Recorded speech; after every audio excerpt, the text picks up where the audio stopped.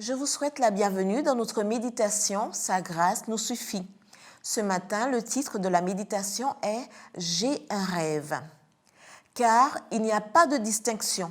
Tous ont péché et sont privés de la gloire de Dieu. Et ils sont gratuitement justifiés par sa grâce par le moyen de la rédemption qui est dans le Christ Jésus. Romains 3, versets 23-24.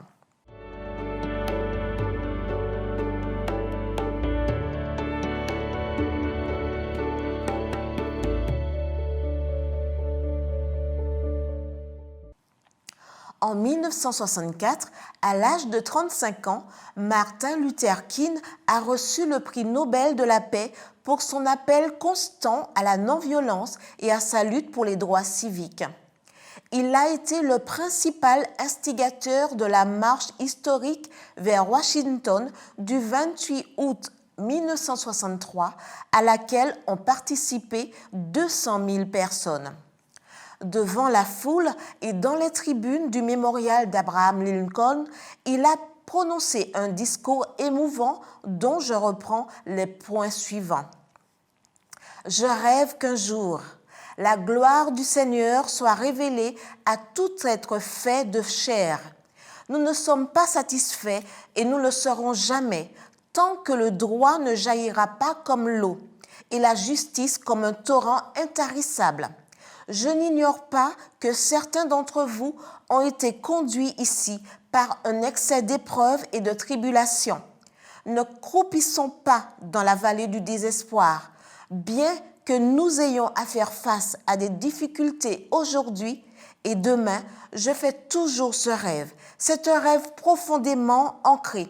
Je rêve qu'un jour, les fils d'anciens esclaves et ceux d'anciens propriétaires d'esclaves puissent s'asseoir ensemble à la table de la fraternité. Je rêve d'une oasis de liberté et de justice, que la cloche de la liberté sonne et nous pourrons fêter le jour où tous les enfants de Dieu, les noirs et les blancs, les juifs et les non-juifs, les protestants et les catholiques pourront se donner la main et chanter les paroles du vieux cantique.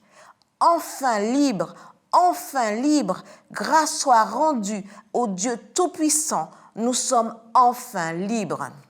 Il est émouvant de penser aux idéaux qui ont poussé Martin Luther King à rêver et à agir, mais il est encore plus émouvant de penser aux rêves de Dieu.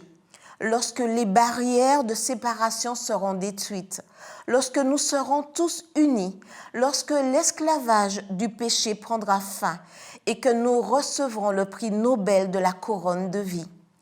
Paul dit que tous les êtres humains sont prisonniers du péché et privés de la gloire de Dieu. Lorsque le péché est entré dans l'humanité, nous avons perdu l'image de Dieu.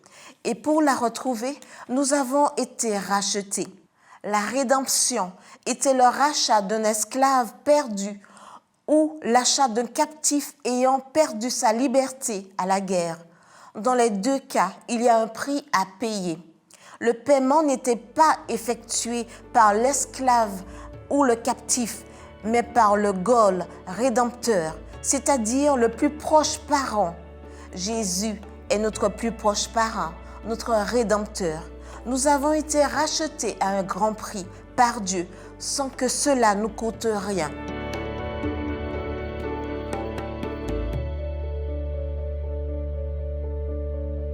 Personne ne vend un cadeau et encore moins Dieu.